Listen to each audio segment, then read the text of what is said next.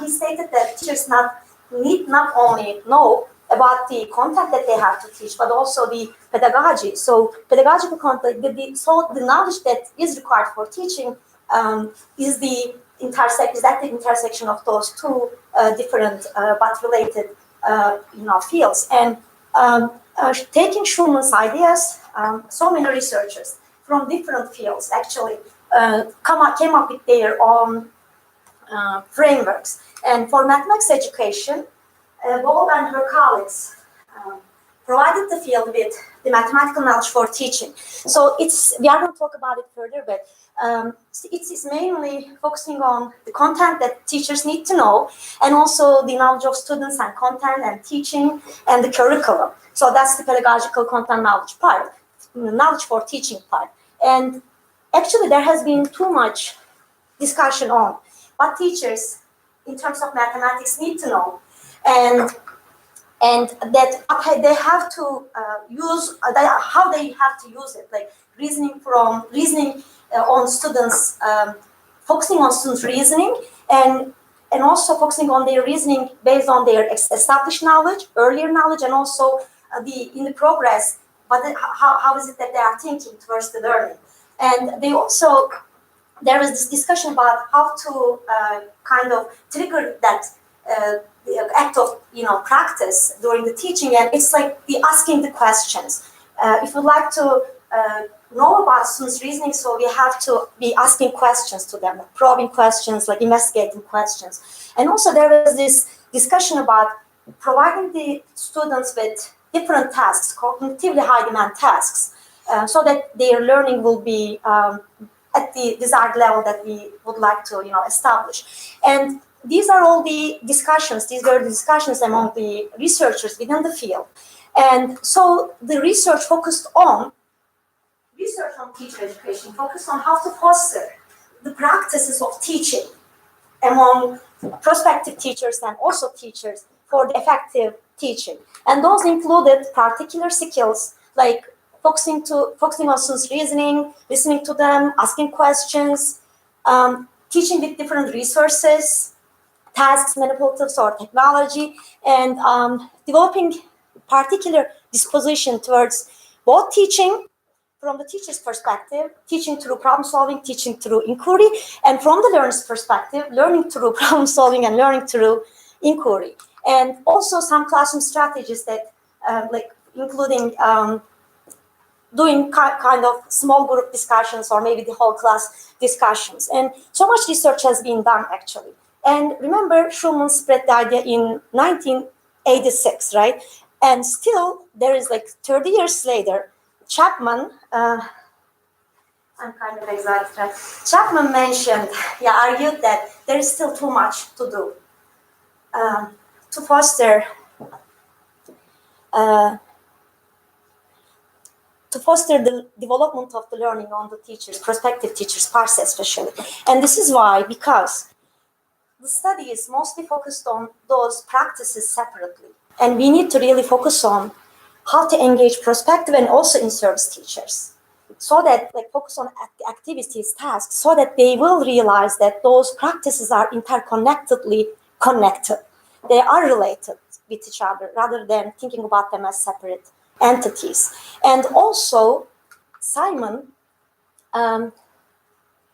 stated that he called those as tools, and he says that teachers might use those tools, but they might really have little knowledge about how to bring students from a point that where they don't know something to a point that they know. So for that, they say that with their colleagues, his colleagues, they say that the prospective teachers and teachers, we need to focus on how the what the mechanism of mathematics learning is.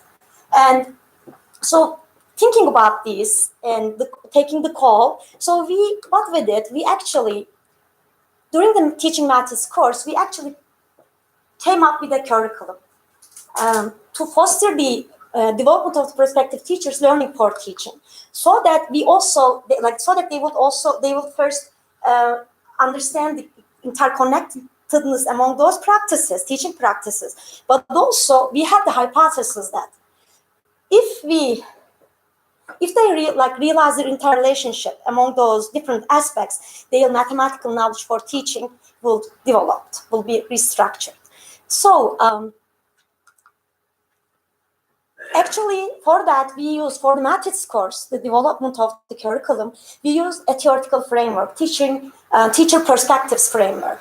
In the teacher perspective framework, there's this interconnectedness among, why we use this, because there's this interconnectedness among those ideas, meaning the perspectives focus on the knowledge of knowing, the view of knowing, the nature of mathematics from our point of view, the nature of mathematical learning, and the nature of mathematics teaching. And there, if you think about it in a spectrum, on this part, one part, there is this traditional perspective, and on the other part, there is this conception-based perspective. And conception-based perspective is totally dependent on the radical constructivism view of epistemology. And they say that the researchers stated that it is hard, very hard, to establish such perspective.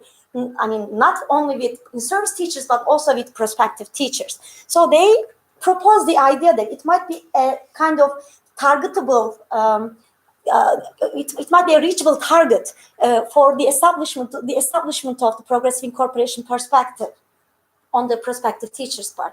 So we had having this interconnectedness among those, the nature of knowing, nature of learning, and nature of teaching. We came up with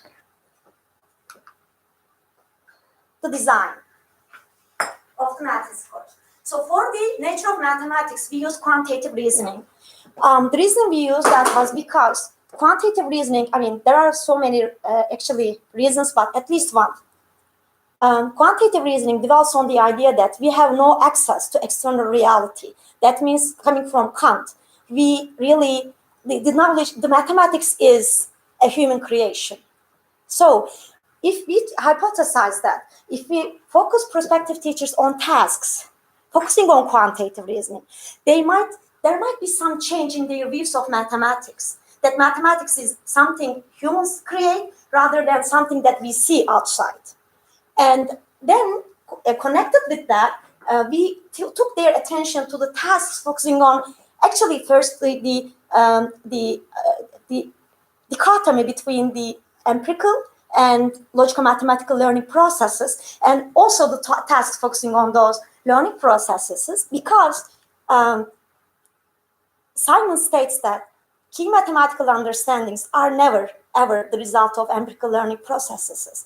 They have to come out of the logical mathematical abstractions, so coming from Piaget. So we also, we use the task analysis coming from Stein and her colleagues, but also we use the tasks focusing on at the fine-grained level, focusing on the empirical and logical mathematical learning processes. And that was for the nature of mathematics learning. And then again, dwelling on those ideas, we came to teaching.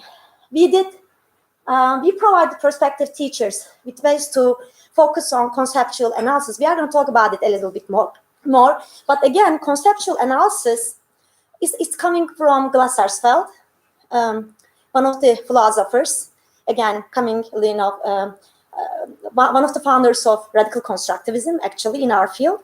And conceptual analysis is mostly done on the concepts, mathematical concepts. But this is about teaching, conceptual analysis of teaching, what it means and how it is done. And we provided some tasks for prospective teachers to focus on the conceptual analysis of teaching.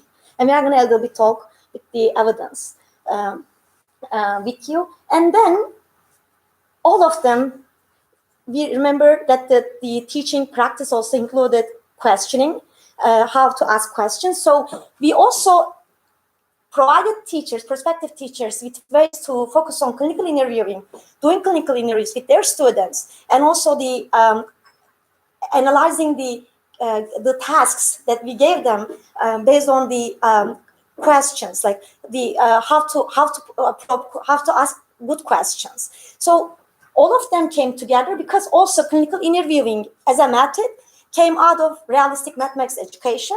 And it's also realistic mathematics education from Netherlands. It also develops on the idea of Glassersfeld and Kant. So those are all together for us interconnected, and we can talk a lot about the, I mean, if you like later, how they are connected for us. So we came up with this design of the math course, and we investigated how is it then? So we know that they have to, what the prospective teachers know, what they need to know, right, for effective teaching. So how is it that we can take them to like bring them to that knowledge? How is it that we can, what kind of practices we can, do with them during the math course so that they will develop such kind of knowledge? And that was the question actually we, that triggered us. And then we worked with 26 prospective teachers, secondary mathematics teachers, and we did classroom teaching experiments, and we actually followed 6 of them. We had the class discussions and everything, but we followed 6 of them mostly, and we did 12 set of interviews with them, and we also followed them during their teaching, practicum teaching. We are going to provide you with some data also from that, and then we conducted the study during the maths course, during one whole semester. And today we are gonna hopefully show you the data where they were at the beginning in terms of their view of mathematics and learning and teaching, and how they were, what they were focusing on when they were reasoning, about how students reason when they were interpreting their work, and then along the way in the middle what causes the change and what were the change, and in the end what was the change. And we are going to hopefully be able to show you that through class discussions, and also some examples from some of those 6 prospective secondary mathematics teachers data coming from the journals, and also their written reflections. So now I turn my, I turn to my friend. Thank you. So I'll show you some of the data that we had in here from different data sources. Okay. So that's like from the beginning, from the middle, and from the end of the semester, the data that comes from to understand the students' perspectives about the nature of mathematics and mathematics teaching and learning. These data are coming from the classroom discussions, with the students. These are the teacher researcher. This is the teacher researcher. These are the practice teachers, number 4, number 3, and different students that you could see in here. I just highlight some of those, but whenever I have a slide like this, and most of the slides are like this, I'll give you a couple of seconds for you to skim and to see what kind of things we have in here. And remember, this is the beginning of the semester, so the students has a limited view about the nature of mathematics and also the teaching. And that's, we were asking to them about the limits, and they were making a connection with the limit and the derivative in here, but that was just very limited in here. And also the students are presenting how that the linking is happening. The students answer this just giving some just neurons. It happens in the brains, and it's just between the neurons, synaptic relationship kind of answer that they give. They give some conceptual understanding is making ideas between things that they have, presenting the ideas limited in here. This is a bit longer than the other one that we have. So again, these are discussion among students and also between the teacher researcher that in here. So the students are still continuing talking about the relationship in the brains, and they say if the neurons are making more branches, that kind of learning happens. But that's the limited perspective that they have, such that over there, that happens in the brain, neuronic activities kind of in here. Or that they focus on that, they say, I didn't know this when I was in high school. So that's just they knew something, but they didn't know they knew when they were in high school. So they just start to learn about the connection. They start to discuss about the relationship between those kind of things. But they just start to realize that there is this connection. So I know these topics, these terminologies, I heard about them, but I didn't think about if they are related or not. So that's one of their statements in here. We don't do this consciously. Another thing that they focus on here, it's like the brain does it. I mean, we do things, but we didn't know that we were really doing that. With just like, you know, we were really doing it, just like not doing that consciously. So it's just again, this is the beginning of the semester that they have. Another like, you know, keyword that we had, that's is an isolated concept. So we have the concepts, but it's just like one concept over there, the other is over there, that's another over there, but they never thought about the connections among them. So that's just like, you know, they're focusing here. This continues to discuss with the different students in here, PT 19, 33, and 12.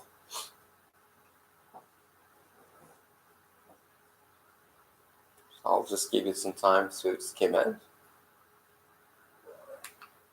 Again, one important point that we have in here, I mean, there are many things that I just would like to focus some key ideas that we code in here. The student says, like, we first imitate it, then we make connections. So we do things that being presented to us and just kind of like, you know, imitating it. And this way, a new bigger set of knowledge occurs based on our early knowledge. So we have things, we build upon them, but it's just like more like an imitation of those, like replicating what the teacher shows us in the classrooms. That part of the brain gets alerted, and so they interact. So the previous knowledge, they say, and whenever the new knowledge comes and they alert, and then just like, you know, start to build upon those. That's another one that continues still. Asking right questions in here. I guess I didn't highlight on here that in some of those. When you look at those two things, what difference you're seeing?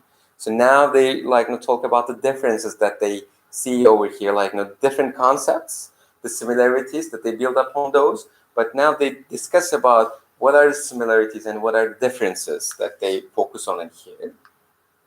And again, just like, you know, talk about memorizing things, like imitating, still the like keywords continues about how they process those mathematical ideas before, like that we see in here. That's another student. This is, we gave it like pseudonym in here, Mina, because we have additional data that we focus on this student. That's the reason this specific student has a name next to it, but it's a pseudonym. It's not the real name. First, we thought that they, referring to student, need to know proper fractions, like a prior knowledge. Like they need to know that they are between 0 and 1. Like this could be shown by shading some part of a shape, like rectangle. If you read this, it's just like more of a like describing the procedures. So in here, just focus on those ideas. And whenever we see more data from Mina's, so how she approached to the same concept would change. That's what we are trying to investigate in here. May I just Sure. yeah. Here, like we asked them after they talked about the connections of those mathematical, like how connections occur, because we realized that they have this limited thinking about, yeah, they happen in the brain, but how? So they don't have any idea about that.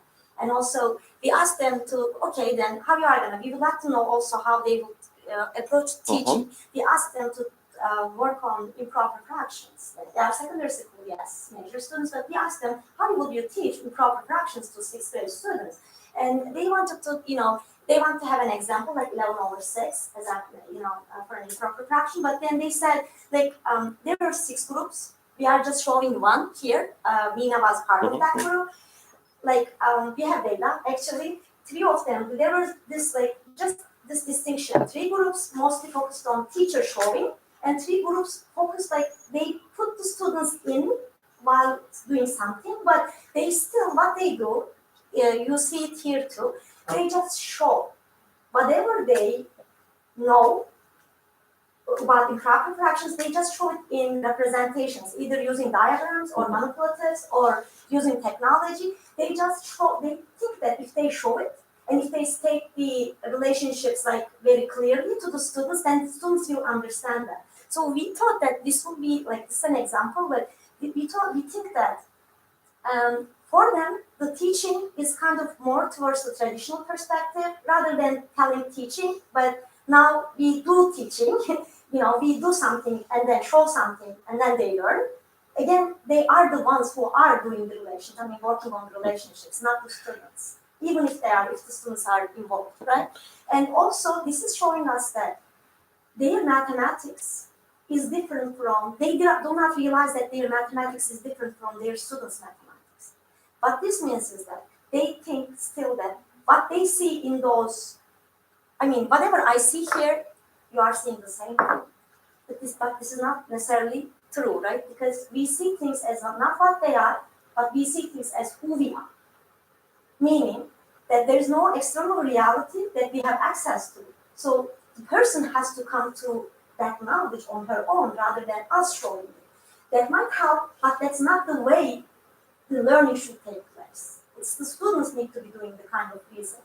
So we realize that there's this limited views about teaching and learning and mathematics. There's mathematics, but it is out there.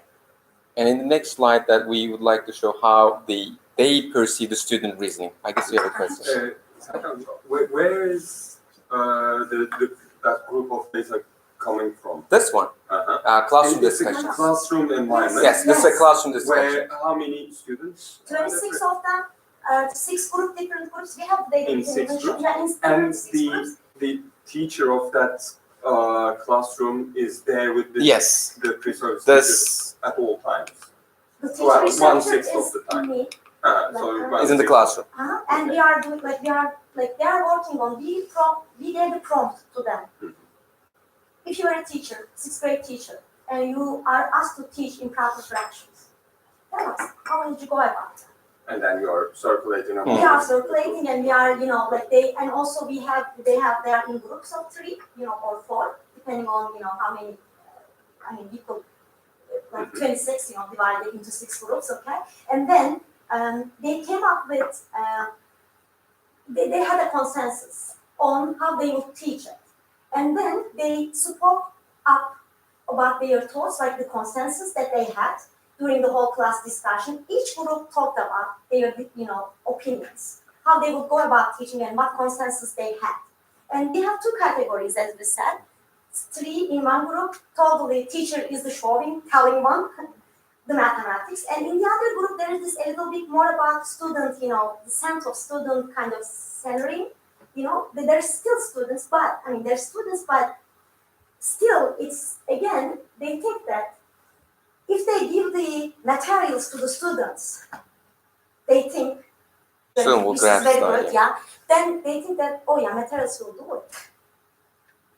Because they see the mathematics in those materials, but that's not the case. That's not necessarily the case from students' perspective, right? That students will see whatever I see in those materials.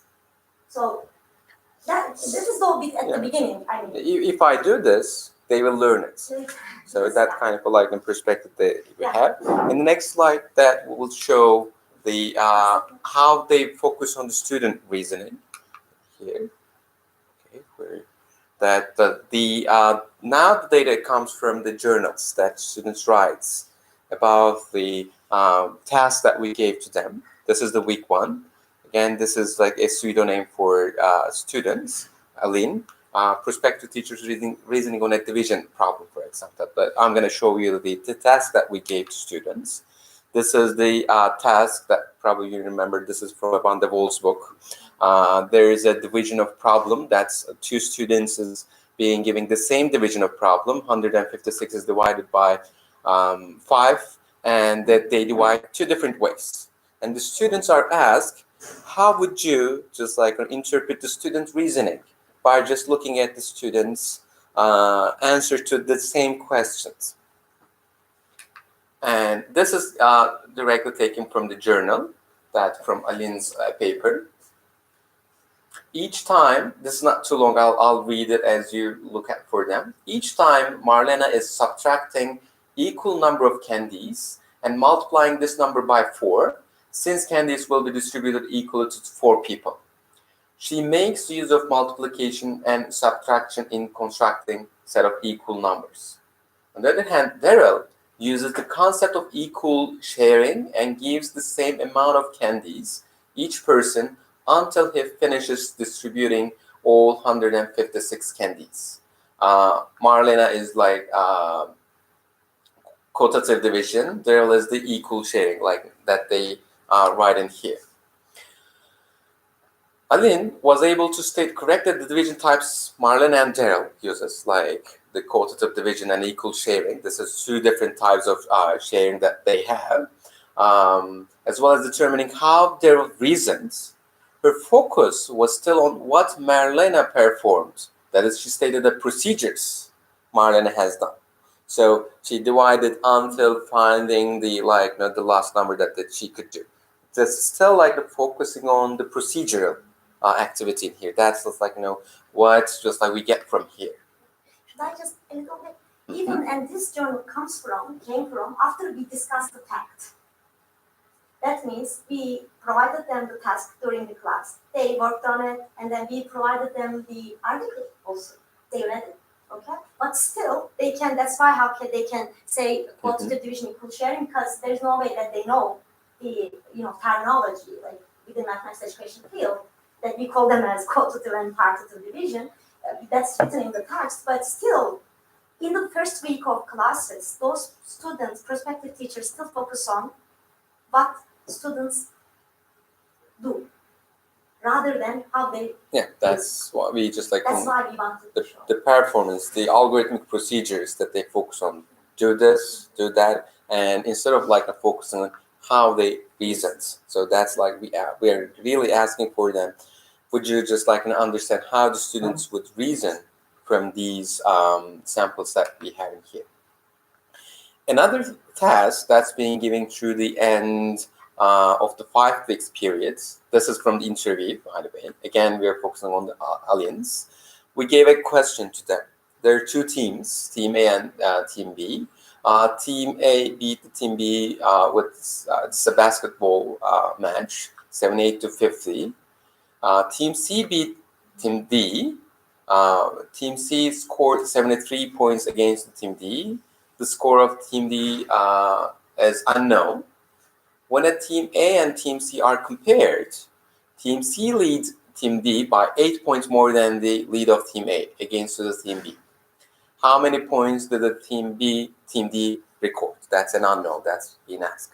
It's a little bit confusing, but this ask in Turkish, I guess, in students, right? Yeah, it was in Turkish, but also this came from Thompson's, one of Thompson's articles, Quantitative Reasoning, and he not only talked about this task in terms of what the quantitative and numerical operations, the quantitative reasoning involved in it, but also stated that most of these students, but high school, middle school students, they focus on the numbers. They just calculate the numbers. They don't know what they are doing, So we wanted to see if our prospective teachers were able to make sense of, if they can talk about what they're reasoning, doing how students would reason. While they're just answering these questions. And this is the interview from the aliens. I'll show you some segments from the interview. So we asked them to discuss the quantitative and numerical operations based on this task that we have. So that's just coming from here. I'll give you a couple of seconds to skim it again.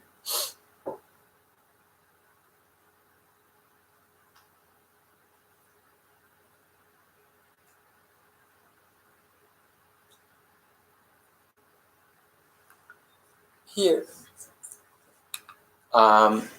So what they were focusing on, trying to understand from their interview, she said, understanding the other team led by 8 points more than the first team. The first thing that we focus on here. Second thing is to find the difference. That's numerical operation in here. This is the reasoning, quantitative reasoning, but this is just focusing on to find the differences, focusing on the numerical operations that she's gonna do, and comparing the difference. Again, to answer that, that's doing a quantitative reasoning in here that we thought, and calculating the difference as in numerical operations. So instead of it just to focusing on what they said, another thing is just like as they explain that we also see that just like they're focusing on both the quantitative operation part and here, how would just reason in their mind to this difference. And as a second part is the numerical operations, just like how to do this calculation, that's another thing. So these is two things that they go on at the same time, probably in the brain, but to differentiate these two operations and having it just like understanding that these two operations goes together, but they're two separate operations, understanding and performing, now is separating in their conscious. That's just like going to be here. And another thing that they focus on here is they focus on the change in here. Just and this is like the idea of the differences as the change. Now they start to separate these two ideas in their interview. That just like what was in here. And again, we're turning back into the journals. PT3, another student here. We have 4 questions, 3 of them in this slide, 1 of them in the other slide. We ask them, what is quantity? What is quantitative operation? And what is numerical operation? And how you discuss these 2 things together. That's like the 4 questions that's being asked. And the previous one, that's the difference between that journal and with that interview, that's focusing on just like in a task that they try to find out this 2 different reasoning. But in this question, we explicitly ask them and give examples about the quantitative reasoning, numerical operations, and the relation between them. So it's a 2 different set of mind if you ask like the same question from 2 different perspectives. So, and again, they gave examples of what is a quantity in here. They give as an example of what is quantitative operations over here, comparing the number of boys and girls and not focusing on just like the operation in here. But as you read the answer that in here, now this time, like how to do this comparison numerically is being answered in here. So, and the next question, we ask them to work on quantitative and numerical operation to understand what they mean to them at the beginning. They focus on the relationship between those things, these 2 operations that goes together indeed. They're separate, but they goes together. Understanding the difference between quantitative and numerical operations is really important, since candidate teachers first, we should know how a concept is understood and constructed mentally, which mental activities and mind go through while learning, so that we can help students to learn new concepts and understand. So if you understand how this concept built up and how the operations performed, and if you understand from the student perspective, then we could help like the students to better that they focus on here. If I'm not wrong, last 3 slides for the completion of the 5 fix about the nature of mathematics that we can hear, that just again the same classroom discussions this time. The discussions was at the beginning. Now the classroom discussion after the 5 weeks of like discussion of these ideas that we have. Again, the teacher researchers in here and the students are in here that they are looking for those. A little bit information. Okay, so we never ever gave them the articles first. First, they did the tasks. We asked them to focus on the tasks and to also write about in journals their reasoning first. And then at the end of 5 weeks, that's why I wanted to mention, because at the end of 5 weeks, because we would like to bring this quantitative reasoning framework to their attention, right? As teachers, we would like them to use in the future. So first, from our point of view, we chose tasks that focus on quantitative reasoning, and they went through it, and then at the end of 5 weeks, we provided them with the original articles written by, Thompson and his colleagues on quantitative reasoning. And we not only asked them what quantitative reasoning, what is it that they understand when they read those texts, what's quantitative reasoning? How do they think that the authors are defining quantitative reasoning? What's quantity? What is quantitative relationship? What is like quantitative operations, mental operations? Are they together? Are they separate? So how they talk about them? But also we ask them, why, as prospective teachers, we are asking them to work on this training. Then they not only talked about what they are, but also why they are focusing on those tasks or on that framework. For each construct that we have, we really did that. And in this one, that you see that they focus more on the quantitative reasoning. The question also asks for the quantitative reasoning, but also they find out from the task that we gave them in earlier weeks with this, even just like now, they week 5 in here. As you see that they define assigning a number to a quality, just it's a quantity, quantifying a thing, but mostly focusing on but in a situation like, how should I say, like an example, a jogging example that they give, the person, when we think of why he runs faster, when we come to some conclusion, this is the quantitative reasoning. So they try to find out the quantitative reasoning activities from the task that we have.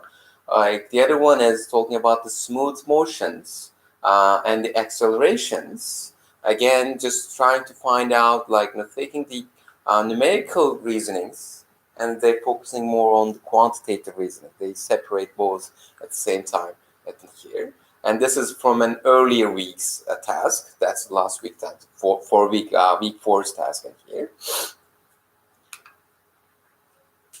That the discussion continues over here. Mathematical reasoning is inside in quantitative reasoning. It's in the first week they focus more on the performance, the procedures, the numerical operations in their examples and their discussions. Now when they discuss, their focus is more on the quantitative reasoning parts, like, and here.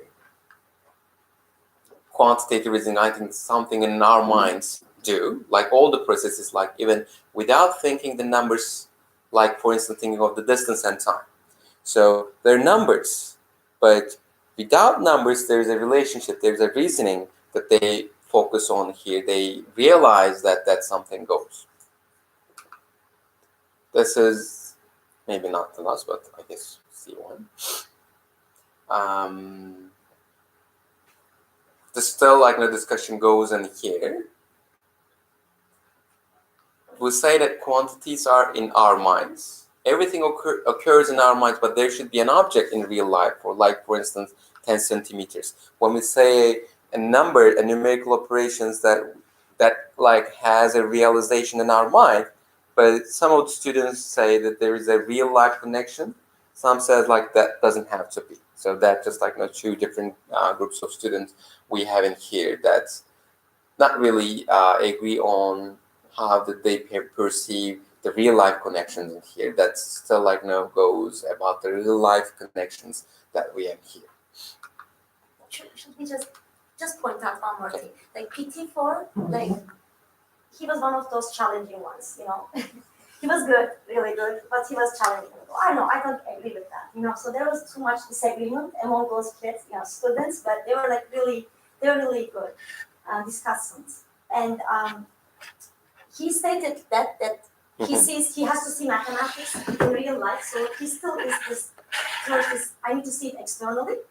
But then there's this discussion with PT theory, and then he's like, okay, yeah, now I agree. I mean, which of the high school mathematics we have seen so far in real life? None, right? So like, they have to come to this idea. I mean, from our perspective, there is no. I mean, when we write 4 on a paper, it's not a number. It's a representation of a number.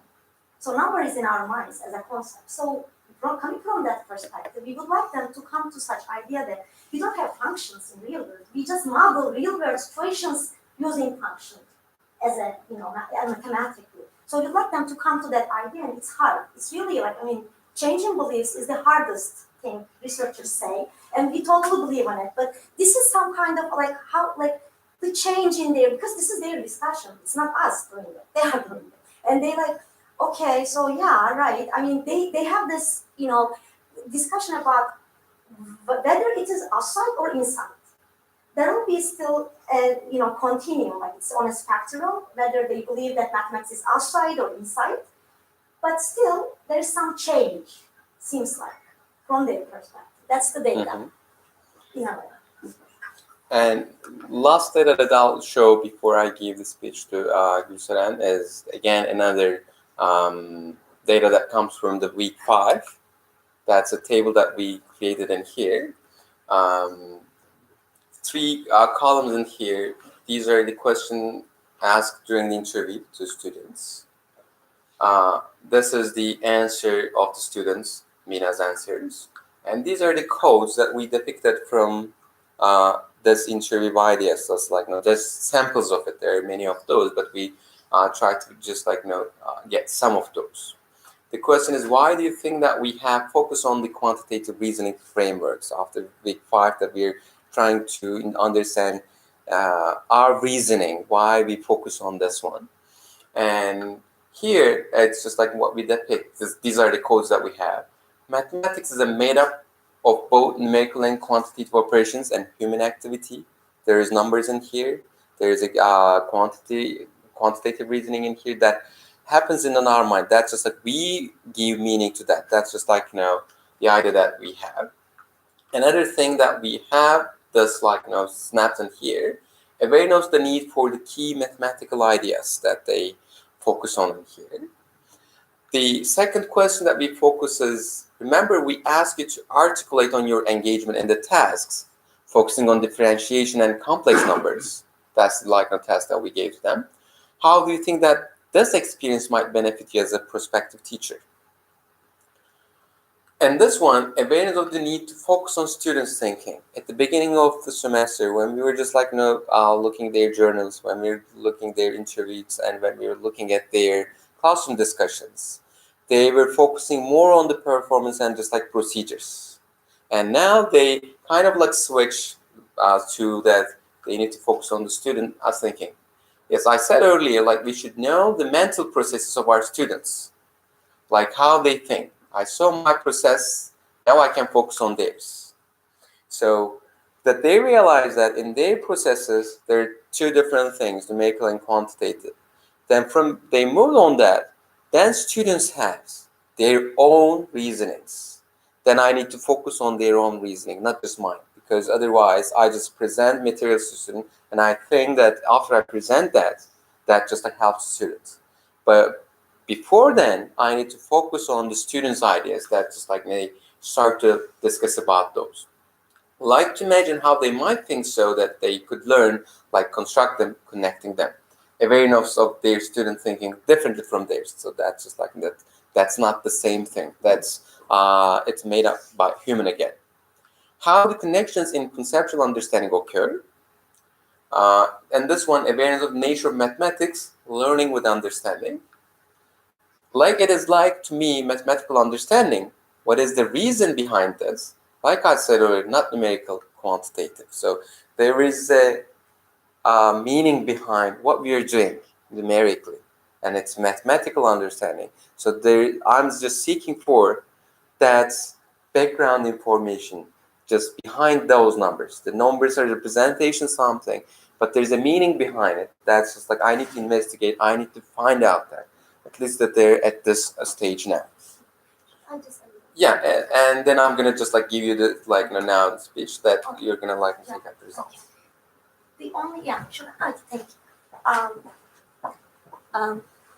The difference here, I think the point is that it's not about them not coming to the understanding. I mean, awareness of we should focus on conceptual understanding. We should focus on their reasoning. They already knew that at the beginning, right? We asked them, and they knew that. They were aware of it. It's about the nature of it. We are trying to focus here. The nature of when we ask them connections in conceptual understanding, we ask them probably how many times? 12 times. We ask them at the beginning. We ask them after 2 weeks. We ask them 4 weeks later to see the change in how the nature of that, the nature of their thinking about the connections in conceptual understanding, the nature of their reasoning about student reasoning. how they, because at the beginning they were all, I mean, we can all, if somebody asks us to think about student reasoning, give us a paper, right? We can just talk about it, think about it. So that's, what we are trying to emphasize here is the change in the nature of their way of reasoning about those ideas. Okay, so the results for us, we think that quantitative reasoning, if you bring prospective teachers' attention, bring the quantitative reasoning to their attention, then they might start thinking about how students reason, either in written work or maybe focused during the classes. And also we think that they will start thinking about, okay, my mathematics is probably different than somebody else's mathematics, let's talk about it. So they will hopefully start to think about those. That's what we are claiming only. We are not claiming that there was this huge change, there is change, but we need to talk about, how there is a spectrum, of course, right? We cannot say that that's the ultimate change. So after we worked with the quantitative reasoning with them, as we stated, we thought that we should bring them the nature of, we should bring them some tasks focusing on how to choose tasks. So the tasks are different, like the tasks that they do, and then the task of, done during the maths course. And we actually started with Stein framework that we read, probably all of us read during our doctoral studies, task analysis guide. We provided them we gave them different tasks from Turkish national curriculum and also reform curricula from the States. And they talked about what those tasks are, like if there is learning, what kind of learning there should take place, and blah, blah, and then they talked about that. Then we provided them with the task analysis guide, and they also talked about categorize those tasks in terms of the task analysis guide here. Stein really and her colleagues really provided the field with a really good tool to use for the choice of and also for the construction of tasks. But this is at macro level. So we thought that we really need something at the finer, like at a little bit, like at the micro level. So we thought that this will be good to start with. And then we went with the Simon's task analysis approach, focusing on the empirical and logical mathematical learning processes. And again, I'm just gonna, and then we ask them to do some tasks. They work on it, and this is what they are. This is showing how they reasoned on one of the tasks. And this is actually the task focusing on the equinus of fractions. And they did the task, and they are talking about how they reasoned here. See, they say that they are talking about 2/3 being equal to 4 times 8/12, and then they are talking about how they reason about it, the subdivisions, and then they are talking about there's a pattern. It's like the students seeing the pattern, but we are asking them what the pattern is, and then they are talking about the number of subdivisions or how many subdivisions they had, and also they are talking about here why they came up with the pattern. So logical, then we just asked them how they reasoned. They were able to talk us about the reasoning, and then we asked them. We gave them the article, okay, again, and then they read the article, and we asked them what the activity in the article means by the author, because activity can be used in 2 ways: the activity written in a text, activity done in a classroom, but also the activity of the mind. And the researcher here, Simon, is talking about the mind's activities. So it's different. These quantitative operations he's talking about, not the quantitative operations are the mental actions of the person, and they are not we cannot see them. We can just interpret them. And then we ask them how they read that text, whatever they are reading, and then they can talk to us about it's the students discovering the path, and it's the activity of the person who is doing the activities in mind rather than as an act. So that's one thing. And then we ask them also the difference between empirical and logical-mathematical learning processes. And they can talk about, like with logical-mathematical activity, students learn the concept, the difference from empirical activity. In the logical one, there is the understanding. The student knows the why. And in the empirical one, the student just comes up with the pattern, but doesn't know the why. And that's why Simon states that key mathematical understandings are never, ever, this is a sentence actually by him, key mathematical understandings are never the result of empirical learning processes, he says, in one of his 2006, I think, articles. So we also ask them to talk about the difference between those different, learning processes, so that hopefully they will be able to choose among different tasks focusing on learning, so that their attention will be taken to the nature of the mechanism of learning. So we also in the article, in the journal, asked them, what is the distinction among those different activities, and they still can talk about those to us. And we also asked them the relationship between quantitative operations, numerical operations / logical-mathematical learning processes. They are related. And if we ask Samson and Simon, they will agree, I think. If they are listening, they will agree. And we asked them again, but how mathematical connections occur. And the way they talk about mathematical connections change from the beginning to now. So there's change, seems like. And we also asked them, we have more data actually, we couldn't put all of it here, but we have data at the beginning. We asked them, what is a task? We don't even talk about the tasks at all. We asked them what the task is, what do you think about it? And we have written their written work, and they all talked about a task is something done in the class. Oh yeah, it's something I see here. It's something that somebody tells me to do. They all talk about those ideas. But then the nature of their talking, after all working on the tasks focusing on learning, learning processes, it changes here. So we have that kind of change also.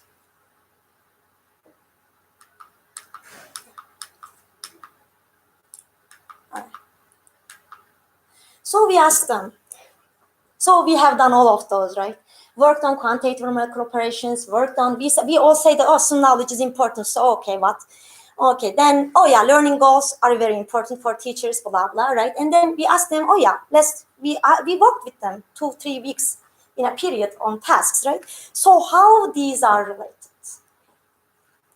And not only first, individually they did, we asked them then in groups, we all have that data. In groups, they came up with group, work, because their models differed. We asked them to model these. Their answers really differed, but their reasoning came together. Somebody will be putting students' knowledge in the middle. Somebody will be putting quantitative reasoning, maybe prioritizing, I'm sorry, saying it hard, making it first, the knowing about quantitative numerical operations. But then when we had the discussions, we actually sat cross-legged, on the, floor, and then this is what they told and we wrote. And this is actually, teacher's learning goal, how it is related in between, those arrows, they had meaning for them. The tasks here in the middle, student knowledge, and teachers knowing about the quantitative numerical operations, how they are related to student knowledge, and how it is also related to tasks, and also their realization of that this is the end of the lesson for them, but then they say that, okay, but this is gonna feed us into the next teaching. So they see the cyclic nature of the learning. And this is actually, interestingly, very related to what Simon in 1995 published, Hypothetical Learning Trajectory. He talks about the learning goal, teachers plan for learning activities, meaning tasks, and the symbiotic relationship, see here, both ways. And he says that when the tasks that we have, we can use different tasks, and they can really trigger on our part the kind of learning processes that might take place through that task as a teacher. And also, if you know the learning processes, is like hypothesis about the learning, it's always a hypothesis. But then this might allow us to choose among all of those tasks, the ones that we are really in need of for our class that day. So that's, and then he talks about the cyclic nature. So their drawing is very similar to what, and reasoning actually, is very similar to what Simon stated earlier. And I'm gonna be done, yeah. And we actually, again, in that book, provided prospective teachers with with a case study. There's one in there we just think is very important for us.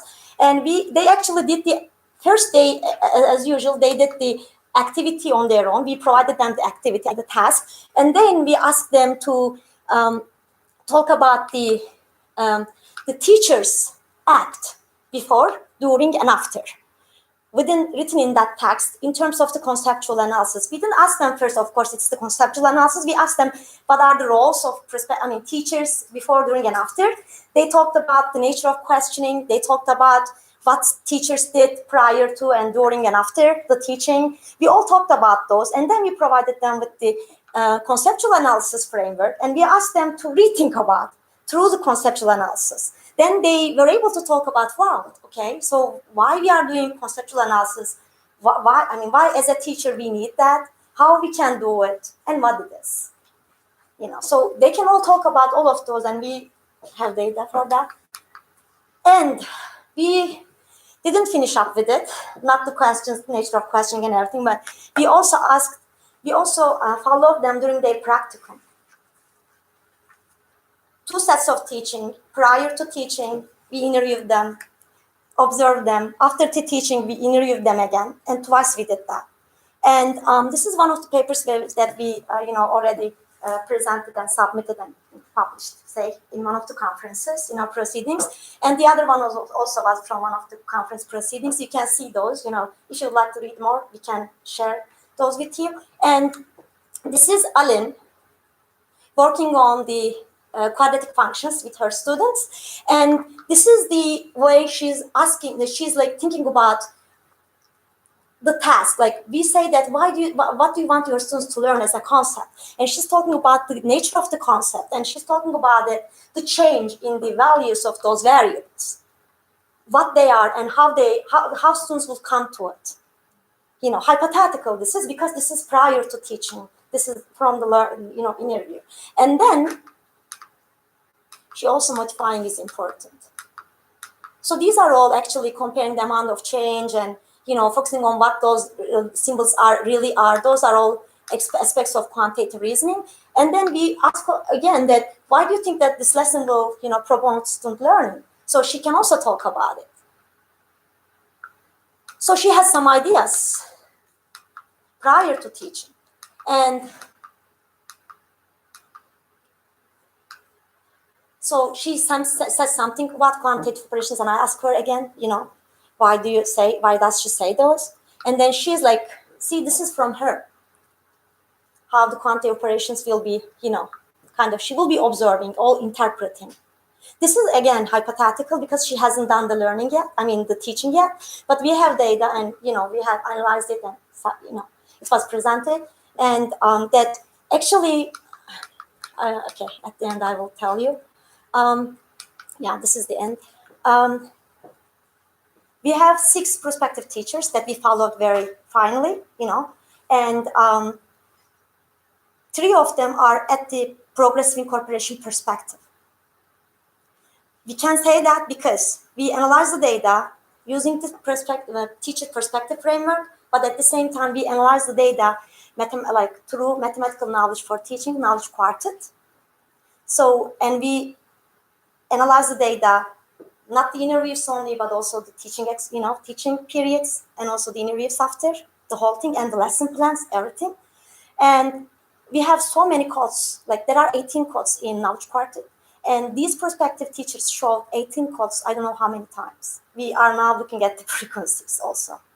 And so that's kind of that, Alin is one of them at progressive incorporation perspective, but we also have prospective teachers that perception-based perspective, meaning a little bit close to traditional view. So this is the limitation, right? Because you take all of those prospective teachers and within the same curriculum, and then you come up with different, results. So that's okay. But so we are trying to find out how that happened and why that happened in a way also.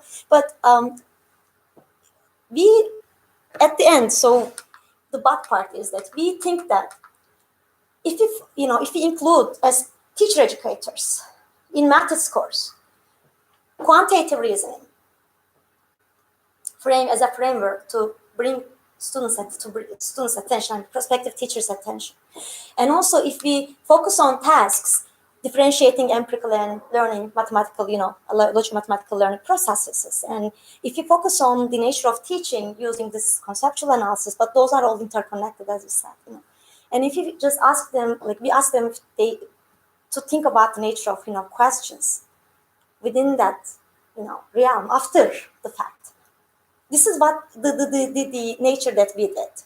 That might change, of course. I mean, somebody might start from the other one, and we don't know yet because this is not hierarchical. We are not claiming for that, but we did it in a hierarchical way, and this kind of seems like working. So that's why we think that. I couldn't get back to it.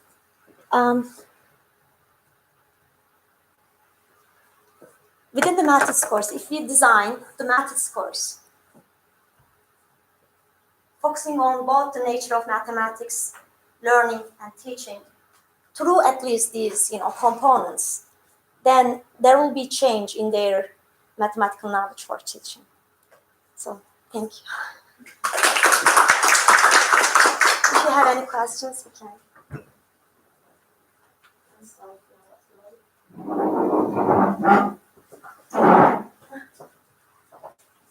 Oh, yeah.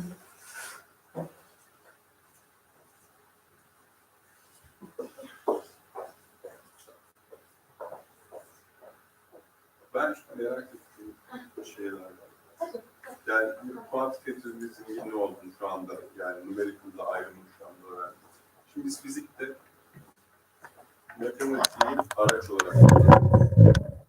Yani kendisiyle ilgili çok da kafa yormuyoruz. Alıyoruz, bir zamanda kullanmış, işe yarıyor, kullanıyoruz. Ama fizik kavramlarının çok büyük bir kısmı zaten matematikte tanımlanmak zorunda. Yani belki en temel kavramlar dışında, yani mesela hız dediğin zaman konum bölü zaman şeklinde tanımlıyorsun. Mesela orada bir işlem falan yaptırdığımız zaman mesela bizim derdimiz şey değil. Yani matematiğini yapabiliyor mu, yapamıyor mu? Yani numerical kısmı bize o kadar ilgilendiriyor. Kavramı ilgilendiriyor. Oradan nasıl benzediğini görebiliyorum yani. Kuantitativizm kısmını. Niye bir de biliyor musun? Şimdi bunu benim endişelendiğim şeylerden bir tanesi, bu bizim öğrencilerin pek anlayabileceğini zannetmiyorum ben. Kimi? Sizin şu an buradaki öğrenciler. Prospective teacher mi? Evet, evet. Bunlar onlar ama. İşte bunlar onlar limited şeyler. Şimdi mesela düşünüyorum. Çünkü hepsi birbirine bağlı zaten. Daha polinomun fonksiyon olduğunu bilmiyor. Buraya gelince öğretiyor. Çocukları yani müfredata baktığımız zaman da aynı şeyi görüyoruz. Yani müfredatına baktığımda. Birbiriyle çok ilişkili şeyler var. Hepsi birbiriyle ilişkili normalde. Ama yani yine kavram olarak baktığım zaman, üstten baktığım zaman ben görüyorum. Ama çocuklar bunları yani bir kere ezberlenmiş prosedürler halinde oluyor. Yani bu vurgunuzu da anlıyorum. Yani onu daha kavramsal olsun, kendileri keşfetsinlere doğru gitsin. Bunu da anlıyorum. Ama yani merak ettiğim şeylerden bir tanesi şu. Mesela burada gösterdiğiniz örneklerin çok büyük bir kısmı ortaokul yönelik örnekler. Yani fractions, dört işlem, bunlar önemli kabul. Ama şimdi lise müfredatına bakıp başladığınız zaman hem çok konu var, hem yani kavraması zor çok şey var. Yani benim mesela şu an biliyorum ki bir sürü taska ihtiyaç var yani bu çocukların bu şeyi anlayabilmeleri için. Bazı yerlerde kendilerinin üretmeleri pek mümkün olmayabilir. Yani birinin anlatması lazım bunlara. Ben şöyle, bilmiyorum şöyle düşünüyorum ben. Bak, söylediğin şeye katılıyorum kesinlikle. lise matematiğinde hani çok fazla kavram var, çok fazla ve öğretmen adaylarının hani o kavramları bilmeme ihtimalleri de yüksek. Bizimkiler de yani Boğaziçi'ne gelmiş öğrenciler dahil olsalar gerçekten yüksek aradaki ilişkileri bizimkiler için. Şimdi burada bizim mesela gösterdiğimiz iki nokta, bir tanesi biz mesela temel matematiksel kavramlarla başladık. Kesir, oran, onlarla ilgili konuşuyoruz. Biz burada söyleyemedik. Quantitative reasoning'in içerisinde önce biz kesir ve oran onları bir konuşuyoruz. Arkasından iki tane şey yaptık. Hatta üç tane. Bir tanesi dışarıda biraz daha oldu. Reel sayılarla ilgili çalıştık. Bir tanesi türevin geometrik yorumu. Bizim aslında çıkarabilirim bile size veriyi. Böyle bir ders boyunca classroom discussion var.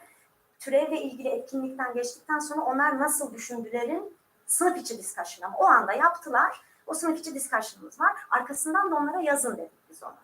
Sonrasında da karmaşık sayılarla ilgili mesela bizim MT'ye gönderdiğimiz bir makalemiz var şimdi. Bunun üzerinden çıkan. Orada da mesela hani lise kavramları, karmaşık sayı gibi bir kavramı biz oturduk. Gerçekten o ne demek diye onlarla beraber tartıştık. Bizim burada senin söylediğine şöyle ve artı hani onları biraz konuştuk. Bizim buradaki şunu yapabiliriz. İlerisi için o okey, ona katılıyorum. Bir artısı bu çocuklar ya bu öğretmen adayları lise ders anlatımına girdikleri zaman mesela burada ikinci derece fonksiyondu ya. Bizim elimizde 6x2'den 12 tane lise kavramı ile ilgili ne düşündükleri var. Nasıl düşündükleri. Onlar kesin. O yüzden hani orada ben lisede çok hani biz yolu hani konuşturmaya çalışıyoruz ya, yolu yordamı öğretmeye çalışıyoruz ya, nasıl o kavramları yapalım, irdeleyelim diye. Oraya geçerken biz 2 ya da 3 tane lise kavramıyla ilgili konuştuk. Yani türevle ilgili konuştuk. İşte oran da gene keza lisede şeyle ilgili konuştuk. Yani karmaşıklarla ilgili konuştuk. Hani buraya mesela 4-5 tane başka kavramlar eklenebilir mi? Eyvallah. Kesinlikle eklenebilir. Katılıyorum ona. Hani bu derslerin içerisine de yedirilebilir ya da dışarıdan konuşulabilir. O kesin. Onun ötesinde de başlangıçta özellikle temel matematiksel kavramları seçmemizin en büyük sebeplerinden bir tanesi matematiğin kendisi soyut. Biz bir de soyut kavram olan reasoning nasıl, nedir o, doğası nedir, akıl yürütme ne anlama geliyordur, hani nicel muhakeme nedir, onu konuşmaya çalışıyoruz. Biz mesela ilk başta türevi verdiğimizde bunlar bir mutlu oluyorlar. Çünkü türev kavram ya, hani öğretecekleri bir şey ya, diye düşünebiliyorlar çünkü. Evet ben bunu alacağım eve gideceğim. Oh be ben yarın nasıl türev anlatacağımı bilebiliyorum gibi düşünebiliyorlar. Halbuki bunu alıp eve gitmeleri bir işe yaramayacak yani. Bunu nasıl kullanacaklarını öğrenmeleri gerekiyor. O yüzden hani biz temel kavramları üzerinden soyut öğretmenliğe ait kavramları konuşmaya çalıştık. Sonrasında da hani efekt olarak diyeyim lise kavramları için nasıl düşünüyorlarla ilgili de elimizde fikrimiz var. Ama sonuna kadar katılıyorum. Bunun sonunda mesela biz şunu ölçmedik. Öyle bir derdimiz de yok yani benim bildiğim. Mesela hani bu çocukların matematiksel daha var ama quantitative reasoning ile ilgili bir tezimiz var şimdi bizim. Quantitative reasoning'i çalıştıktan sonra Mathematical Knowledge for MKT var ya TED'senin. Matematik öğretme bilgisi testi. Matematik öğretme bilgisi testinde bir gelişme var mı diye ona bakacağız. Yani matematik öğretme bilgilerinde. Bu ölçülebilir gerçekten. Hani bununla çalışmak, sen 3 kavram üzerinden de çalışsan, 5 kavram üzerinden de çalışsan, ister lise kavramlarını alsan, ister işte temel matematiksel kavramlardan başlasan, yine de bu öğretmen adaylarının / öğretmenlerin ileride hani yapılabilecek bir şey olabilir belki. Hani bizim gerçi nicel şeyimiz de var, elimizde veri de var. Ama hani bu öğretmen adaylarının matematik öğretme bilgilerinde o matematiksel kavramları irdelemelerinde bir şey var mı? Fark var mı diye bakılabilir diye bakıyorum ben. Ama burada onu yapmadığımıza emin olabiliriz. Matematik yok bu. Mesela şimdi fizikte var mesela öyle kitaplar. Çok acayip soyut kavramlar var. Mesela elektrik alanından bahsediyor. Elektrik alanının nereden geldiğini anlatıyor. Ne olduğunu anlatıyor. Yani yazılı, biz seninle konuşur gibi yazılmış. Yani şimdi bu çocukların elinde kaynak da yok. Evet. Yani tek gördükleri kalkulusu geliyorlar, kalkulusunu görüyorlar, fonksiyon, ondan sonra limiti görüyorlar, limitten türeve geçiyorlar.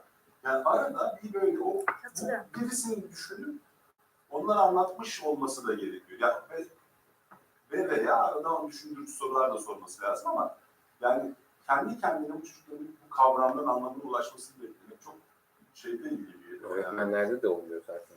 Evet. Yani öğretmenlerde de bu yok. mümkün değil. Yok. Yani Tabii.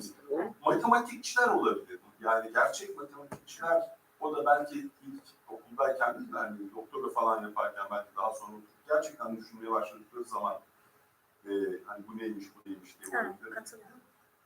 Sadece merak ettiğim bir şey soruyorum. Evet. Yani Ya yok. matematikte çok şeyler ya. Evet. Şeyde de Yazıp olabiliyor. geçiyorlar, anlatmıyorlar. Buradaki değişimdeki öğretmeye başladığın zaman da aslında, yani O zaman öğretmenlerde de olmuyor dedim ama sonradan geri çekiyorum. Öğretmenlerde de öğretmeye başladığı anda bu dönüşüm olabiliyor. Diyor ki yani ben bunu anlatacağım.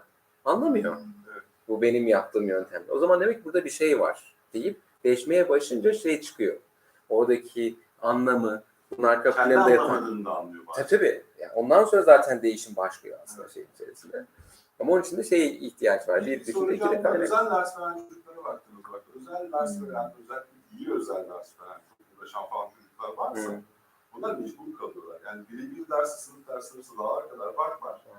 Benim şimdi özel ders verince bunlar bir şey göstermek zorundalar, öğrenciyi göstermek zorundalar. Köşeye sıkışıyorlar, yöntem arıyorlar, kendileri buluyorlar genelde bir şeyleri. Yani öyle yakalayabilirsiniz birilerini. Doğru, aslında bu data içerisine bakılabilir yani. Özellikle özel ders veren öğrencilerin durumu diye bir hiç düşünmedik. Ona bakılabilir. Vardı mutlaka.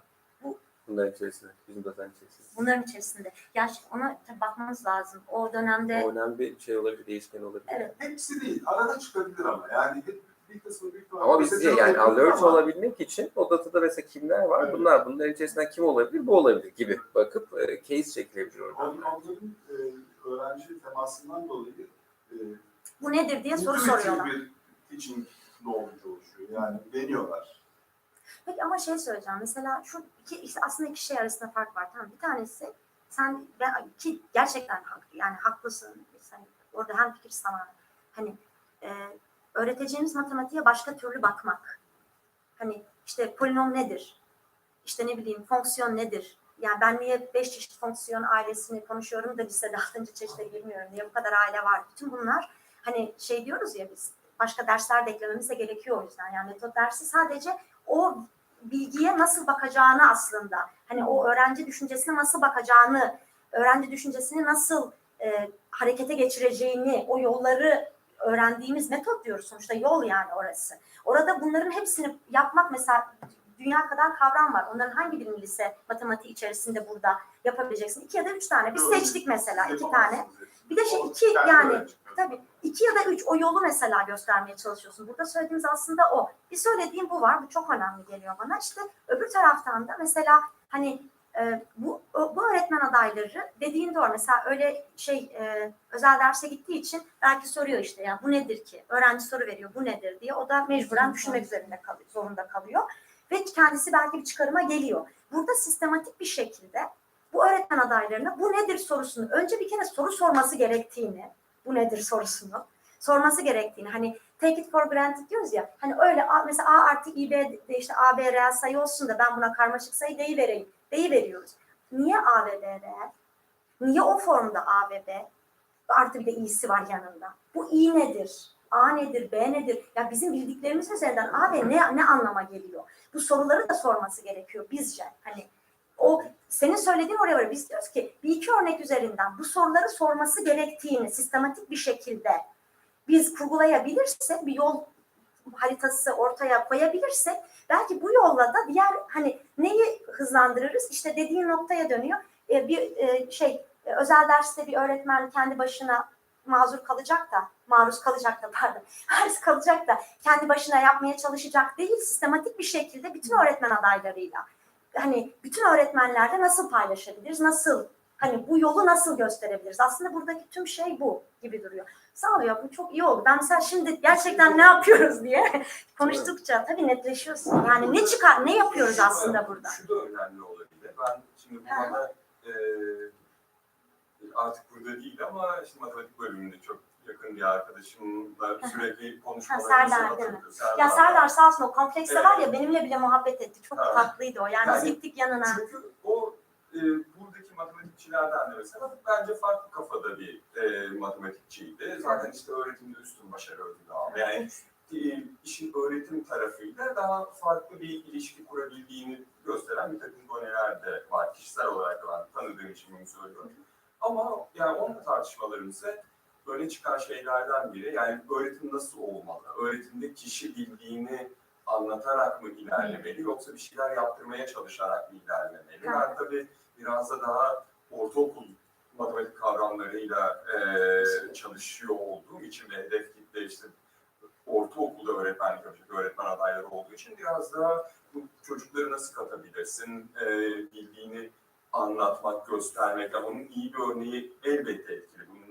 Bu yönde de çok done var elimizde ama mesela Serdar'la hep tartıştığımız bir nokta, belli bir yerden sonra, belli bir soyutluk seviyesinden sonra bunu yapamazsın. Yapmak çok güç. Evet. Yani nerede kesiliyor? Evet. Lise, üniversite matematiği, matematik master'ı, doktora, yani bir yerde bu kesin değişiyor. Kesinlikle katılıyorum. Söyle konuşalım. Yani buradaki parametre ne? İşte onları iyi, belki biraz o şeyleri, değişkenleri ayrıştırabilirsek. Çok güzel aslında.